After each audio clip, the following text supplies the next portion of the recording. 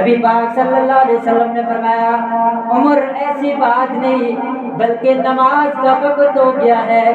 ہم سیدنا زید بن ارقم رضی اللہ تعالیٰ عنہ کے گھر نماز پڑھنے کے لیے جمع ہو رہے ہیں۔ سیدنا حضرت عمر فاروق کہنے لگے اللہ کے نبی اگر گھر میں نماز پڑھنی ہے، اگر چھپ چھپ کر عبادت کرنی ہے، پھر میں عمر کے سلام لانے کا کیا فائدہ؟ سیدنا حضرت عمر فاروق رضی اللہ تعالیٰ عنہ سردار سے کہنے لگے پڑھیں گے آج